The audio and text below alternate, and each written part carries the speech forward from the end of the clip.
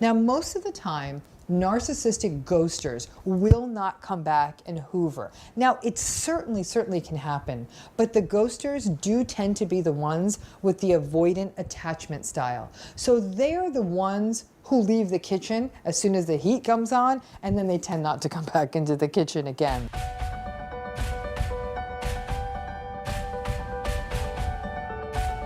Today we're going to take on a very common issue in narcissistic relationships called the silent treatment. If you've ever experienced it, you know what it is. Before I start talking about the silent treatment though, please hit that subscribe button and join this channel. Hit that bell if you want to get notifications. And as always, when you come up with ideas for videos, please don't hesitate. Drop them down in the comments because it's your suggestions that often drive the kinds of content I research and develop. So let's talk about the silent treatment. It is so frustrating, okay? If you've ever been through it, you're like, oh, I know what you're talking about. The silent treatment is definitely one of the key weapons in the narcissist's arsenal. Many of you have asked me about this. I've gotten countless comments, emails, you name it. So here we go. Maybe this belonged in the glossary series. I don't know. Regardless, here it is. So do with it what you will. So the silent treatment is exactly what it sounds like. Now, I'll give you an example. One day, perhaps, you have an argument with somebody narcissistic or difficult in your life, or maybe you issue a small criticism, or they just didn't like something you said or did. That happens and they just stop talking to you. They just stop. Now, if you don't live with them, they may stop answering any communications and may stop responding and stop reaching out. If you do live with them, they will live in silence with you. And if you talk to them, they will either ignore you, or if it is essential, they may say something. At best, they'll give you a one-word answer. Yes, no, over there. Or they'll engage in a verbal gesture. Hey, you'll say, hey, where's the keys? And they will then put the keys in front of you and walk away without a word. Now, if you have ever lived with any of this, you know it, and it is miserable. You would almost just rather have the fight and not deal with this. It is an uncomfortable and very difficult way to live, and it's always kind of hanging over your head, this idea that, oh my gosh, the silent treatment is going to come again. So, let's talk about the 5 classical reasons for the silent treatment. The first reason is stonewalling or manipulation. In other words, what they're doing is they're using the silent treatment as a way to maybe draw out an apology, to punish you, to get you to do something that they may want to do or want you to do. So it's very much this, by stonewalling you, the reason it's considered to be a form of manipulation is because then it becomes a way of using their silence almost as a sort of a source of power of sorts. So that is one reason that they do engage in the silent treatment. It just becomes a manifestation of stonewalling with the result of manipulation, and then you end up behaviorally doing something they want, or in essence, they kind of almost get their needs met. The second thing that is seen within the silent treatment is gaslighting. What we can sometimes see is that they will, when somebody gives you the silent treatment, it almost feels as though your reality is being absolutely denied. You are in a room and you're with a person and they are not talking to you. And you're thinking, is this really happening? And then you might even start blaming yourself. Maybe I was wrong. Maybe I shouldn't have said that. This is my fault. And instead of seeing that the silent treatment is completely unacceptable, you may actually start twisting your reality in a way that you're blaming yourself, and that in some way this silent treatment can actually feel like it becomes acceptable. It's not. A third element that is at play in stonewalling is that it's a manifestation of an emotional immaturity, or really like a lack of interpersonal skill. When you think about what the silent treatment is, I don't know if you've ever watched a 2.5-year-old hold his or her breath. They will sometimes hold their breath until they pass out. So it is that, I'm going to get my way, and then they pass out. That's the silent treatment in an adult. I'm not getting my way. I'm not going to talk. It's a tantrum. It's a quiet tantrum, but it is nonetheless a tantrum. And tantrums are for children. So when somebody is throwing one as an adult through the silent treatment, it very much is a manifestation of not only emotional immaturity, but a real lack of interpersonal skill. Because what it really shows is an incapacity to communicate as an adult about something that's uncomfortable. And because narcissists find it so difficult to take personal responsibility for something that they may have said wrong or misunderstood, or they're really not able to find common ground, that lack of interpersonal skill means instead of actually having an evolved adult conversation, they will just simply do the silent treatment, which ultimately is a form of manipulation, which will end up drawing you out, and you still have to be the only grown-up in the room. Reason number 4 that can often draw out the silent treatment is dysregulation. And what do I mean by dysregulation? Dysregulation is the inability to regulate emotions in any way. It is why, for example, narcissists are so prone to rage. Something happens to them and they blow up, instead of, again, having an adult tempered conversation. So when we look at dysregulation with the silent treatment, it's as though there's so much strong, petulant feeling that instead of being able to regulate that feeling, they are actually manifesting this absolutely dysregulated anger by being completely silent. And what it does is it almost creates exactly the same tension as a rage episode would. But because they can't manage strong emotion, they either fully explode or completely withhold. But either way, the emotion is not getting appropriately communicated, and either way, whether rage or silent treatment, it can be experienced as very punitive by the other person in the relationship. A 5th driver of the silent treatment is the chronic victimhood we see in a narcissist. Woe is me, nothing goes my way, nobody understands me, I guess I just won't talk. And it can feel very passive-aggressive.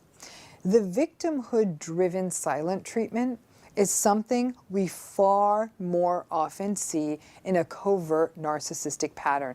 But the silent treatment is a part of every narcissistic pattern I've talked about. For example, in the neglectful narcissistic relationship, the neglectful narcissist lives and dies by the silent treatment. They are almost, it's like permanently what they call home.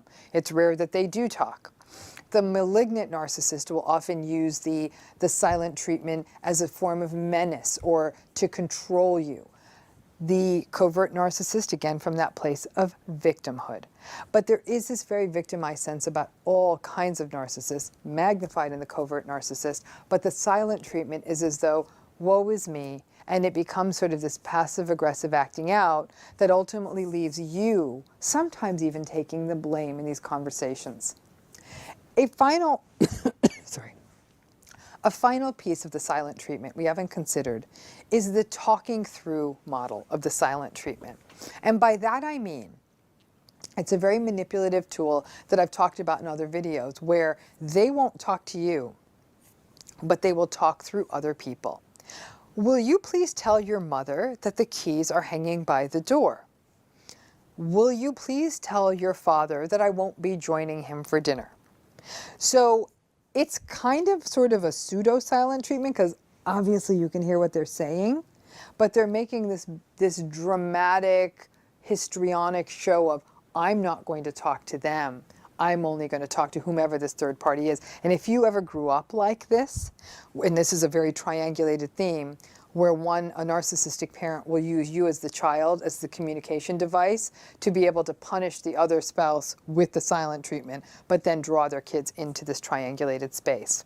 The silent treatment, although it very much can come through the stonewalling space, gaslighting, emotional immaturity or lack of interpersonal skill, dysregulation, and victimhood, that those are really the 5 primary drivers for why the silent treatment comes through. It can manifest in many different ways: one-word answers, absolute silence, talking through other people, and non-response. No matter what, it is a classical part of a narcissistic relationship. Here's the key though. How do you master it? Don't give into it. You can outplay them. It's a bit like a staring contest you had as a kid. They're going to give you that silent treatment.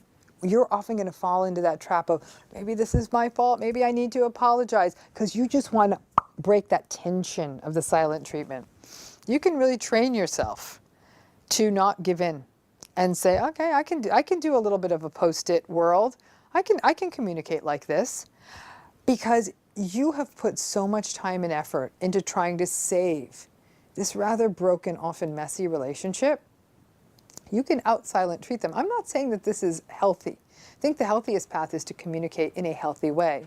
But since they're likely not going to ascribe to that, you can also show yourself the respect and say, I'm certainly not going to blame myself for this, and say that to yourself internally. You don't need to say it to them. And then learn to peaceably exist with them. In fact, I would say you could pretend that if your narcissistic partner or family member is giving you the silent treatment, pretend you're at a silent meditation retreat and try to make the most of it.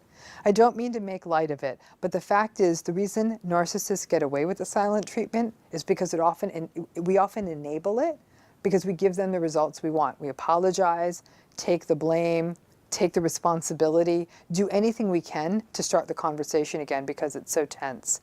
You can stick this out, but most importantly, view the silent treatment as the red flag that it is. It is a very unhealthy relationship dynamic.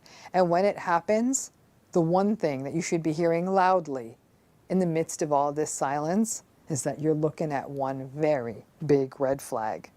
I hope that clarified some of the issues around the silent treatment. And I know those of you suffering with it, while this may not change it, I hope you understand where it comes from, some ways to cope with it, and different ways it can manifest. So let's talk a little bit about stonewalling. It sort of is like it sounds, but it's not just simply about stone walls. This term is actually part of something we're actually going to be taking on in a future video.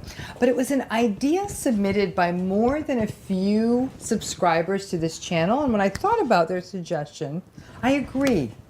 The term stonewalling does actually capture a key term that's important to understand in narcissistic and high conflict relationships. Stonewalling is a refusal to participate in communication or connection in a relationship. In its simplest form, it may be the silent treatment. Stonewalling, the term, actually takes in a lot of territory, and it represents things and feelings that it brings up are things like abandonment and a refusal to participate in the relationship, especially when the stonewaller isn't happy with what's going on. Now, the most classical presentation of stonewalling is, in fact, the silent treatment. When you talk to a person and they literally do not respond, you're talking to them and they do not respond, that's the silent treatment. Stonewalling, though, can take other forms. It can manifest as a person who walks away when you are talking, or somebody who does not respond to a message, an email, or a call repeatedly, especially when it happens because they do not want to respond to the conversation or the issue that's being discussed. Now, stonewalling is not someone taking a moment before they respond. It's not someone just simply holding back on responding because they need a moment so they don't react and so that they can provide a response that's, that's not hurtful. No. That's not what stonewalling is. Stonewalling is unhealthy. Stonewalling occurs when a person does not want to deal with the issue being discussed in the relationship at that time. That issue may, for example, be emotionally evocative. It may also require a person having to take responsibility, whatever that is. And it is something that's very uncomfortable. The topic is something that's very uncomfortable for the stonewaller, which is why they withhold communication and basically shut things down. Now, stonewalling can also take the form of someone saying, I'm not going to talk about that. I refuse to talk about that. And if you bring it up, I am going to walk away. So stop talking about it. But it stops the conversation. It effectively silences the other person or people in this exchange, and it results over time in issues never being discussed or resolved, as well as sort of this kind of sense of censorship in the relationship, whereby a person may feel as though they are not permitted to bring up a topic for fear of shutting the whole thing down. Now, keep in mind that in some cases, through family therapy or couples therapy, there may have actually been focused work to designate certain topics that are sort of off limits, or topics that a family or couple may be asked to wait to discuss before therapy. But that is something that is agreed upon by all the players as part of something that all of you are working on together. And that's not something that just one person, the stonewaller, simply gets to mandate that nobody gets to be talked about. So don't confuse those two issues. Sometimes it does come up in therapy. In this case, I'm talking about stonewalling. Unilaterally, the stonewaller makes that judgment. So why is the term stonewalling relevant to understanding narcissism? It's because stonewalling is a technique that is quite often employed by narcissists. Because one of their core relational approaches, as you guys already know, is manipulation. Stonewalling is the ultimate form of manipulation. It can often result in so much discomfort that the other person just relents. They talk more. They may shift the topic and try to coax the narcissist to talk or come back. And then before you know it, the uncomfortable issue that was being discussed is no longer being talked about anymore. And now the narcissist doesn't even have to think about taking responsibility because you're no longer talking about it. The issue is definitely not resolved, and the narcissist is off the hook. How nice. So narcissistic relationships can actually be particularly toxic for people who do struggle with any issues around abandonment. Now, here's the thing. All of us at some level struggle with abandonment to some degree. Nobody, obviously, who cares about someone wants to be abruptly cut off by them or left by them. But if you do actually struggle with slightly deeper issues with abandonment, stonewalling can feel particularly painful. Because even if a person doesn't storm out of a room, but instead they just go silent, that is in fact an abandonment.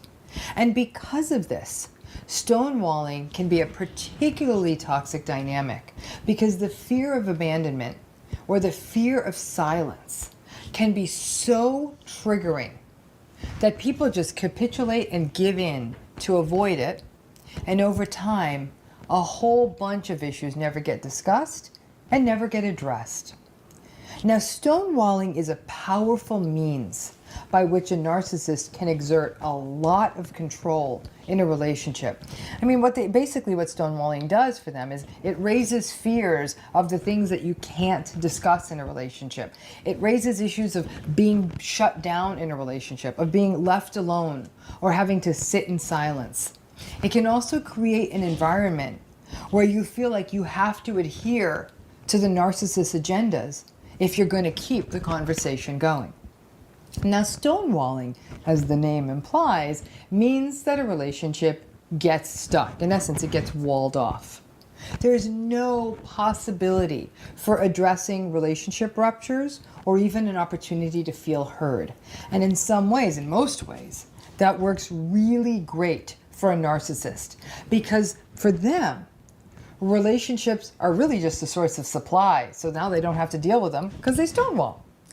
The idea of growing a relationship from a place of vulnerability and openness and trust isn't on the radar for them anyhow, so it's just easier. I'm going to stonewall as soon as this relationship becomes uncomfortable.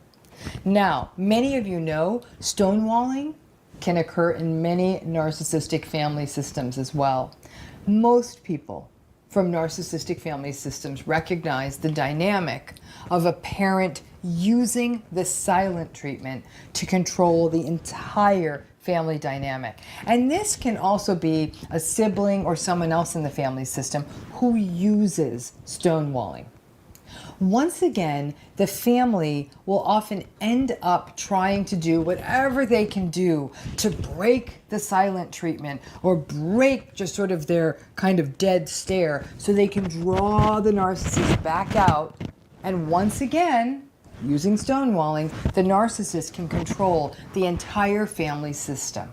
Now, if you grew up with the silent treatment, you recognize how abusive, how invalidating, and how confusing it can be.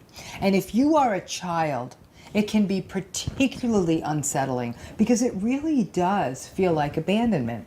And since most children are hardwired to please their parents, when a parent goes silent, it can be so frustrating, so saddening, and frankly, quite frightening for a child. And the child will not only go to great strides to draw their parent back out again, they will do anything to avoid the stonewalling. And if you experienced this dynamic as a child, then stonewalling, when it happens in adulthood, can be incredibly triggering.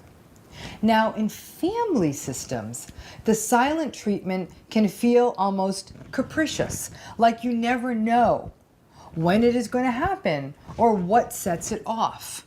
So, for example, the thing that could set off stonewalling, it could be what feels like an innocuous comment or a relatively small transgression, like, for example, not being able to travel home for Thanksgiving one year because of a work conflict. And then that's when it happens. They stonewall. Because the narcissistic personality tends to take everything so personally, and sometimes years can go by with this silent treatment happening. Years can go by with the narcissist not talking to you. Or better yet, there's a passive-aggressive twist on this. They will try to speak through another family member. For example, Mary, can you please tell your brother that I need a ride to the doctor? When you, the brother, are sitting right there in front of them. It can feel petty, it can feel childish, and over time, honestly, it can feel really exhausting. Some people actually find themselves feeling quite guilty in the face of stonewalling. In many ways, they might literally take responsibility for this toxic pattern, even though it's being done to them. Now, stonewalling can also result in a lot of game playing in a relationship. They may use sort of a partial silent treatment and say, you know, I could see us starting to talk to each other again if you could just figure out what you did to upset me. That is such a mind F word that you get lost in the abyss of the stonewalling and now the need to mind read. Stonewalling definitely contributes to the eggshell dynamic of these narcissistic and high conflict toxic relationships. The fear of the stonewalling means that you may be very careful, almost very censored, because you don't want to set off another multi-year cycle of silence or of watching your partner storm off into the night. At its core, like I noted, there's a strongly passive-aggressive element to stonewalling. It is a cruel sort of acting out that is achieved by not actually actively doing something, but by withholding something. Passive-aggressive behavior, by definition, is really confusing because not only are you hurt by it, but it takes a minute because it's not someone screaming in your face, but rather it's about you being insulted through a back door. The passive piece in this situation, in stonewalling, it's the withdrawal. Narcissists stonewall for the same reason they do most things. Insecurity, as well as their disdain and their contempt for intimacy. And then throw into that their lack of empathy. Intimacy and sustained closeness really require compromise and even sacrifice in terms of sometimes having to take responsibility for uncomfortable things and talking about topics that may leave any of us feeling vulnerable. It means putting in the work of having the difficult conversations, if for no other reason than respect. But since narcissistic relationships are definitely not characterized by respect, that doesn't happen. Intimacy, in general, in most cases, by narcissists, is a devalued and at best a very superficial state for narcissists. And as a result, stonewalling becomes a viable strategy for them. Why deal with the deep stuff? Just walk out and go silent instead of having to do the real work. And the narcissist takes the stance of, who cares about how it leaves the other person feeling? As long as I don't need to deal with stuff I don't need and want to deal with. Now, the marital researcher John Gottman terms stonewalling as something he calls one of the 4 horsemen of the apocalypse. In essence, these are these behaviors that happen in a relationship that are a foreshadowing of a relationship's ultimate downfall. Overall, stonewalling is ridiculously petty, and it's an emotionally stunted manner of managing challenging topics or potential conflicts in a relationship. So you may be wondering, okay, this happens to me. How the heck am I supposed to deal with this? You see it for what it is. And most importantly, you fight against your own triggers of abandonment and past stonewalling, and you don't chase after them. You take a long look at this dynamic and reflect on whether you want to participate in it. But since this is a narcissist, there's no point in explaining this to them. No point in saying, I'm on to you, this is stonewalling. There's no point in trying to teach them about the fact that stonewalling is unhealthy and it makes a relationship get stuck and sort of wither, and that this entire cycle is abusive. Doing all of that is going to get you nowhere. Once the stonewalling dynamic is revealed, you can certainly give it the old college try and attempt to address it in couples therapy or family therapy. But I'm going to be honest with you, if stonewalling is happening in a narcissistic context, the odds of shifting it are pretty close to 0. But I do want to make a disclaimer because I see something that could end up being a little confusing. Some of you may be wondering if no contact qualifies as stonewalling. No, Because stonewalling occurs within the framework of an ongoing relationship. When no contact happens, you are done and the relationship is behind you. Now, you might be thinking, well, what about gray rock? Isn't that kind of stonewalling? Mm-mm. In gray rock, you are not stopping conversation with them. You are simply and superficially answering questions, trying to keep emotion out of it, and you are not storming off. So no, while gray rock may feel sort of stonewally, it's really not.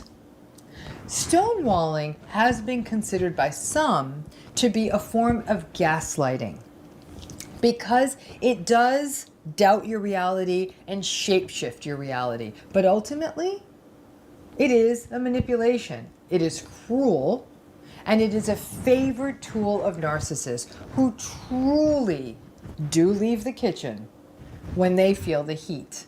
And by the heat, I mean that need for intimacy and that need for closeness. Stonewalling can definitely happen outside of narcissistic relationships.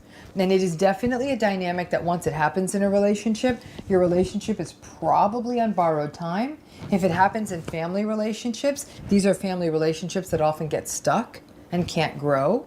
But within a narcissistic relationship, it is a common dynamic. And it is one that is almost impossible to address or change. Then it's left to you to figure out, is this something I want to live with? Or is this something that is no longer working for me? So let's take on word salad. It's an interesting one. If you've never heard of this one, it's actually quite interesting. This is actually a video where I think I'm going to start with an example. Okay? Hold on to your hat because this is actually a hard example to come up with. Let's say that you are talking with a narcissistic partner about some financial concerns that you were having. The two of you don't typically communicate well, and money's a little bit of a challenge. Your partner, he's a gaslighter, and he's often in denial about money. He'll often deflect the conversations so he doesn't have to deal. So, okay, you. Let's say you say this. Hey, hon, before you head out to the gym, we just need to take a quick minute to talk about the household budget.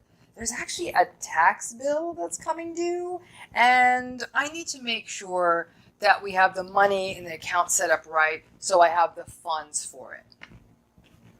Okay? Now, let's just say they respond, your narcissistic partner responds like this. Seriously, you're going to bring this up now? Bring it up on my way? While I'm on my way to something I want to do? Because I work so hard. God, you never think about my feelings. You never think about what I need. You talk about love, and you talk about hate, and you talk about what you need. And I need things too. What about that family of yours? What did they ever give you? Huh, what did they ever give us? I need a car. I need a house. I need things. What about you? What do you do for us? I do so much. And a nicer house would be better for us. Your family knows that. And I work hard. You don't see that. And I needed that. I needed to be seen. Do you see what I need? But you just keep reaching for the stars. Why can't you just stay here on the earth? Why would you need so much more than I give? I can't give you the stars. I give a lot. I work hard. Don't you see that? In school, I was the very best student. And then I was the very best worker. And I just saw someone who said he owes his career to me.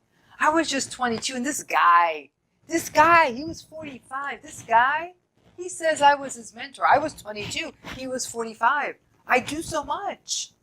I give so much. Okay. So, imagine that was the response. to you're asking about the tax bill. So in that herky-jerky chaos of words and confusion and twists and turns, I think if we did some decoding, it seems like maybe this person's narcissistic partner feels unappreciated, or maybe he was trying to say his partner's thinks his partner's entitled, or maybe he thinks the partner's family could have helped out. Frankly, the fact is, who the hell knows what that whole loopy rant was about? But if that happened to you, at that point, you are so confused that you may actually just let the conversation go. Maybe you'd risk asking about it later, or better yet, try and figure out this tax bill issue yourself. That lovely interlude I tried to give you an example of was an example of word salad. Word salad in the realm of narcissism is a confused, jumbled up mix of words that don't really hang together fully logically or semantically, and definitely aren't a sensible response to what a person says. The sentences by themselves make sense. Like each of those sentences I gave you in that example, they're grammatically correct, but altogether, they don't represent a meaningful response to the question or issue at hand, and they leave the situation even more confused than it was before you spoke. Now, this term word salad is actually used in psychiatry and psychology in another way as well. It's used when we refer to the verbal production of people who have certain mental illnesses or central nervous system illnesses. Like examples would be, for example, schizophrenia or other psychotic illnesses or other issues like dementia. But in these cases, sort of traditional psychiatric word salad, it is almost random words. It might be like, car shop me war, go try so, hop shop chicken song. So there's absolutely no sense, no semantic meaning to the chain of words in that kind of word salad. Now, obviously, that kind of psychiatric word salad is something far more pathological and indicative of profound mental illness or potentially brain damage. But in narcissism, when we use this term word salad, it's when we talk about these very confused verbal tirades and diatribes that just literally almost feel like they don't make sense. Now, word salad in narcissism definitely has certain characteristics. It can be very circuitous, a person just talking around in circles and never really getting to a point. It can be tangential. For example, the narcissistic person bringing up topics and themes that have nothing to do with the issue that's being discussed. So, for example, bringing up that idea in the word salad example I gave you, bringing up that idea of being a mentor to some random person years ago. It had nothing to do with the tax bill. It's confusing when it's tangential because it's not a response to the issue at hand. It is also, word salad can be very deflecting because, again, it doesn't address the issue at hand. And deflection, in fact, is a sort of a form of gaslighting. Word salad can also sometimes be what we call persecutory, meaning that it has an almost conspiratorial or almost paranoid twist to it. A person going on about their victimhood or the fact that you don't get them and nobody gets them. The persecutory piece is not required, but it's not an unusual part of these narcissistic word salads. Now, in a way, word salad, as I suggested, is really a form of gaslighting. Now, while the word salad doesn't deny your reality per se, though it may depend on what kinds of words the salad is made of, it is designed to confuse. Now, one may wonder, why does this even happen? My hypothesis for why narcissists engage in word salad is that it's due to a combination of rage, dysregulation, their tendency to not deal well with reality when they don't want to deal with it, and their inability to manage frustration, all of that together may result in these bizarre verbal hiccups. And over time, when they are cornered, they have learned, I guess, that just yammering on in a twisty, turny way may actually get people off of their backs. Because there are likely any number of origins for why a narcissistic individual would engage in word salad, it may also relate to the idea that different word salads may look different. A rageful word salad will be loud and angry. An entitled word salad will be victimized. A grandiose or arrogant word salad will sound like a flight of fancy. So when in the midst of all those confused words, the only thing you will really hear is all of their narcissistic stuff just spewing out. So what do? The first time you encounter word salad, I promise you, you're going to be really confused. You may even wonder early on if they're on drugs. The second time it happens, please view it as a wake-up call. Word salad, like any salad, is a mishmash of ingredients. Gaslighting, false narratives, and so on and so forth. And your reactions may also be a mishmash of confusion, fear, anxiety, and frustration. Narcissistic relationships are seductive because there's always something to do in a narcissistic relationship. Always a bizarre message to decode because they said something that's strange. Or always something to explain. Always something to defend against. Or there's always that Rubik's Cube of always trying to figure out what you need to do to win them over. But these relationships are actually broken Rubik's Cubes that are set up in a way that you can never quite solve them. Word salad becomes one more time in this relationship when you are trying to figure them out. But there actually isn't that much to figure out. We've already nailed it. They're insecure, they're conflictual, they're antagonistic, they can't cope, they can't take responsibility, they lash out at other people, and that's about it. It's one more example. Word salad is one more example of the chaos that's inherent in these relationships. Basically, narcissists just make messes and leave other people to sort them out. Trying to find a Rosetta Stone to decode their word salad is not only a waste of your time, it simply sucks you deeper into the narcissist's vortex. If you have never encountered narcissistic word salad, I guess just consider yourself fortunate. In my experience, I have observed it happening a little bit more with covert narcissists who tend to get a bit more emotionally overwhelmed, they tend to be more socially anxious, and they tend to get more confused.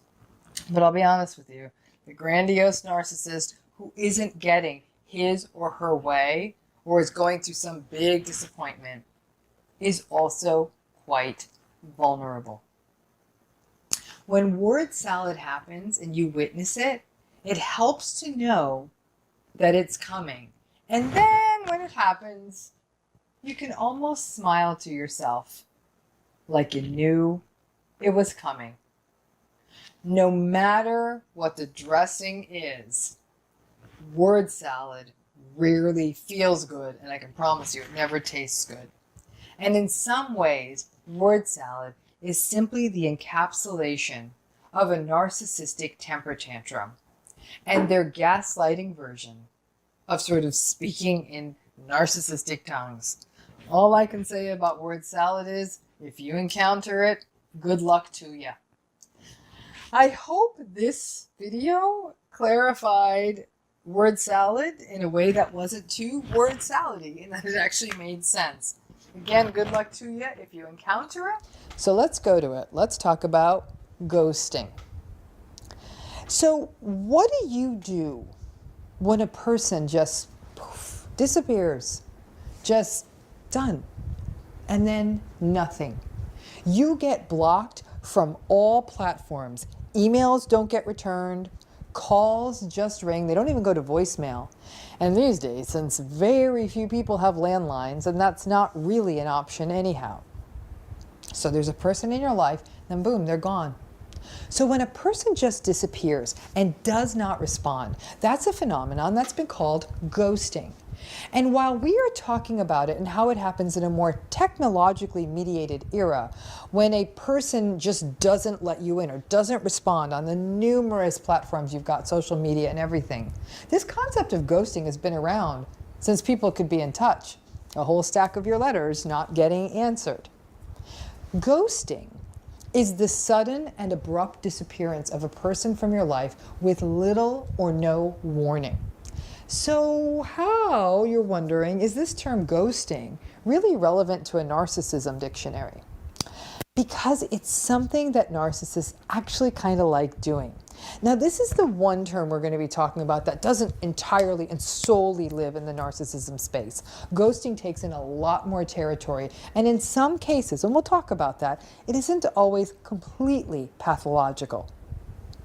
Ghosting feels bad because it's so sudden and it's so abrupt. There's not a real prelude to it. It's not somebody's like, hey, I'm not feeling this. This isn't working out. And maybe it would just be better for me if we weren't in touch anymore. You don't get that kind of buildup. So when they do disappear, you're not as surprised. In fact, they may even future fake you and say, hey, I'll see you again sometime. And then poof, they disappear. That makes it even sort of more crazy making. Now, narcissists do tend to be more cowardly by design.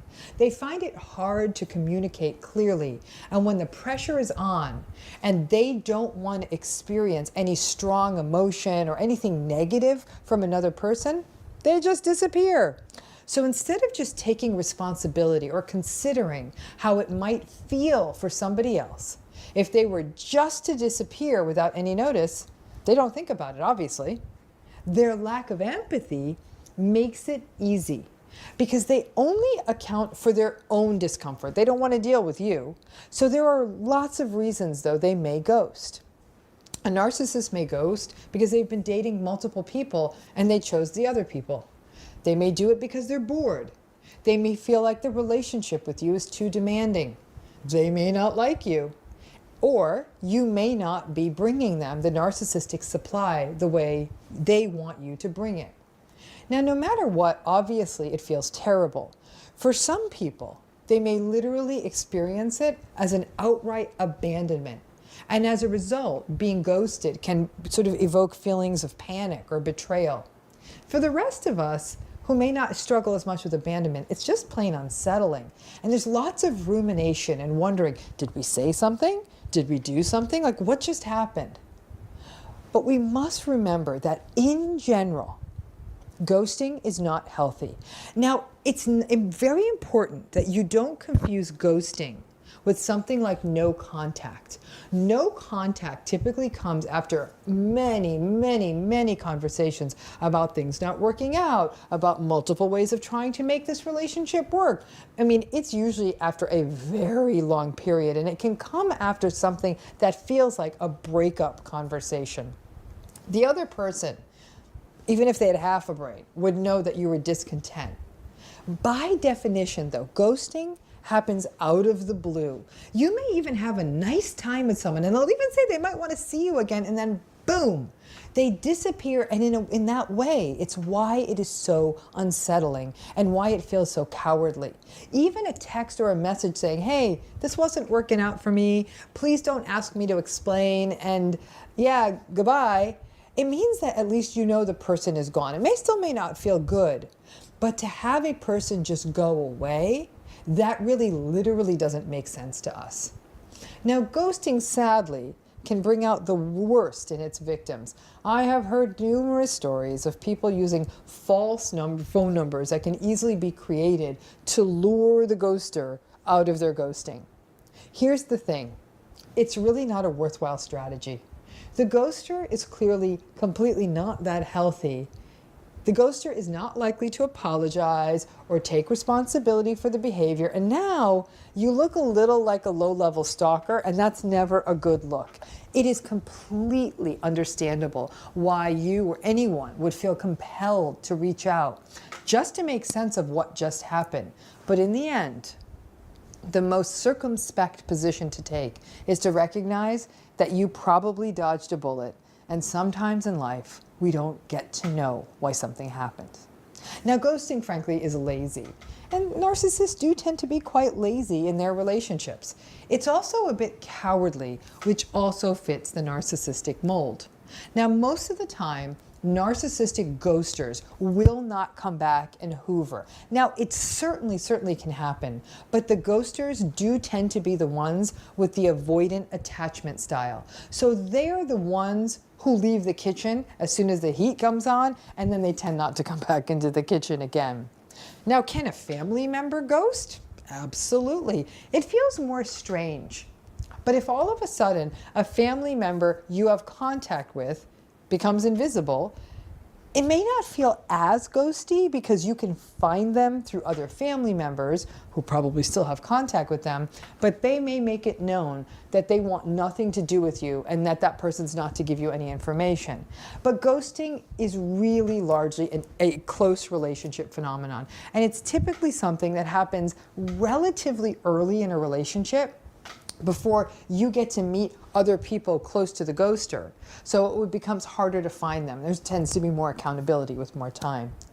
Now, there are plenty of people out there who ghost, but who are not narcissistic. And I know you guys are wondering about that.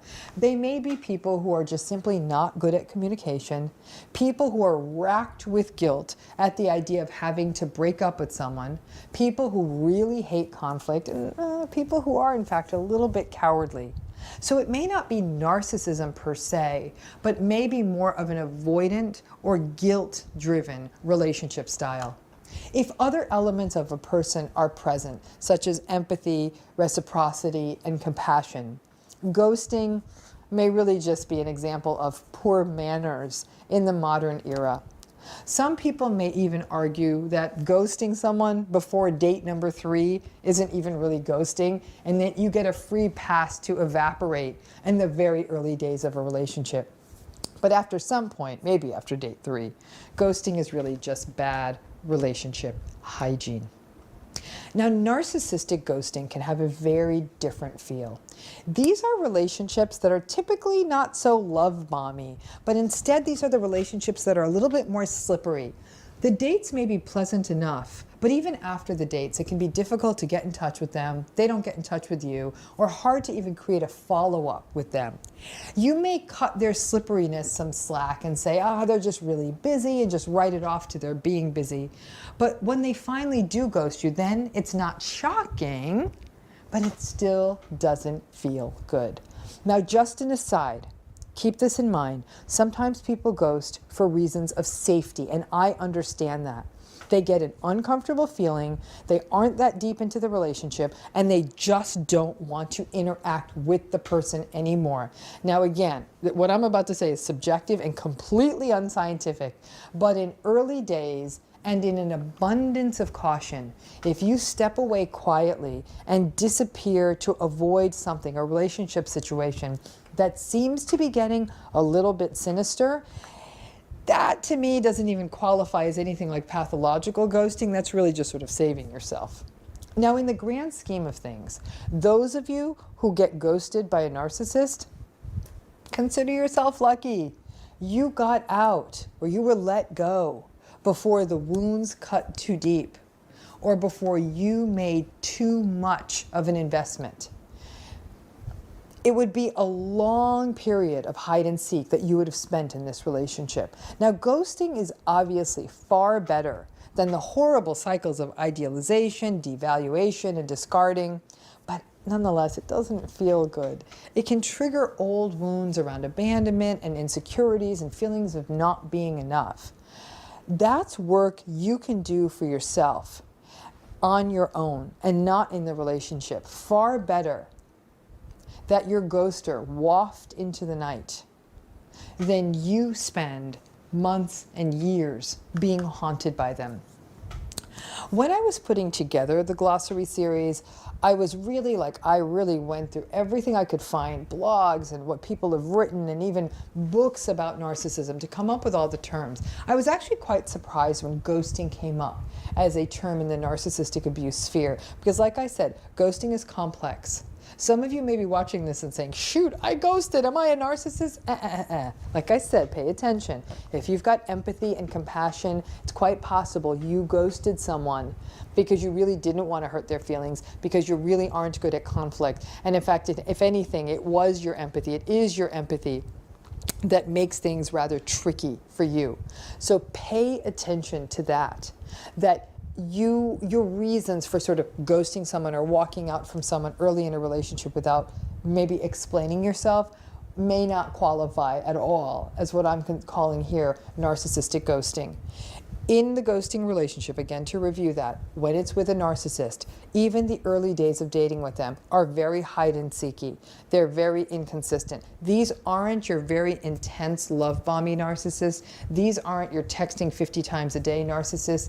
These are already the ones that are a little bit harder to pin down, and you start to wonder, like, what is the role you're playing in this person's life? And they literally might even future fake right from the jump.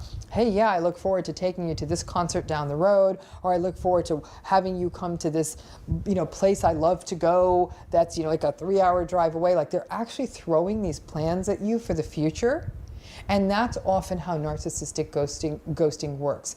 Even in the early days of the relationship, and even though they're not consistent in how they communicate, they do make these future promises. So when they really do just evaporate, for that reason, narcissistic ghosting can be uncomfortable, because you were sort of settling into this idea, well, this person must be interested. They keep talking about these things we're going to do. You start to recognize that they're actually using future faking, in that case, as almost a love bombing strategy. And then the ghosting as a very convenient exit. I hope this gives some clarification on the complexities of this term ghosting, both the narcissistic version, the non-narcissistic version, and even the version that sometimes people use to protect themselves. Obviously, if your instincts tell you, I need to get out and I don't want this person to be able to find me, I don't even want to explain this or have contact with them, it's early enough, get out. And always safety, safety, safety first. That is one of the main canons of understanding narcissistic relationships. Thanks again for tuning in. As always, please hit the bell, subscribe to this channel if you want more. If you want more content on narcissism and narcissistic relationship. And also, those of you watching this series, one wonderful set of emails and messages we're getting is people who have ideas for things that should go in the series. Right now it's a 21-day series, and the nice thing is the daily surprise you get from each video as it comes out. You're like, oh, I emailed Dr. Ramani and I told her to do a video on such and such, and here it comes. So it's very likely that the ideas you come up with might be days 22, 23, and 24. Absolutely open to them. These were the terms that came up to me, but I'd love to make this something that's dynamic and responsive to what everybody needs. Thanks again. He needs. Thanks again. He needs. Thanks again. He needs. Thanks again. He needs. Thanks again. He needs. Thanks again. He needs.